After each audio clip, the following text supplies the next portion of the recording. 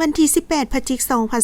2025องค์การกาแดงแขวงเซกองได้เคลื่อนไหวปลุกระดมหาบริจาคเลือดเพื่อช่วยเหลือชีวิตมนุษย์ด้วยกันอยู่โรงเรียนการทหารท้องถิ่นแขวงเซกองโดยการนำพาของทานอุพรไสยสารห้องหัวหน้าองค์การกาแดงแขวงเซกองพร้อมพนักงานวิชาการมีสหายพันโทบุญสนองเพชรสลาดหัวหน้าการทหารโรงเรียนการทหารท้องถิ่นแขวงเซกองและสหายพันโทนางปิ่นแก้วดวงมณีหัวหน้าแผนกเสนาหักทหารแขวงเซกอง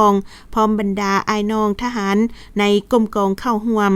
การสร้างขบวนการหาบริจาคเลือดในครั้งนี้เพื่อเสริญเอาอ้ายน้องนายและพลทหารประกอบส่วนบริจาคเลือดเพื่อช่วยเหลือชีวิตเพื่อนมนุษย์ด้วยกันและเพื่อคำนำรับต้อนวันสำคัญของชาติของพรรคโดยเฉพาะเป็นการประกอบส่วนบริจาคเลือดเพื่อช่วยเหลือชีวิตเพื่อนมนุษย์ด้วยกันเพราะว่าเลือดเป็นสิ่งสำคัญที่สุดในการรักษาชีวิตมนุษย์ให้อยู่รอดนักวิทยาศาสตร์ได้ใช้เวลาค้นคว้าเป็นเวลาดนนานแต่บ่ทันประสบผลสำเร็จในการหาสารและส่วนประกอบอื่นๆเพื่อมาทดแทนเลือดได้ฉะนั้นเมื่อร่างกายมีการสูญเสียเลือดจากพยาธิต่างๆเช่นเกิดอุบัติเหตุเลือดไหลเวลาเกิดลูกผ่าตัดอื่นๆที่ต้องรักษาด้วยเลือดจึงจำเป็นให้มีการบริจาคเลือดเพื่อไปช่วยชีวิตมนุษย์เพียงอย่างเดียวโดยการลงปลุกระดมครั้งนี้ได้รับการบริจาคเลือดจำนวน12 ธง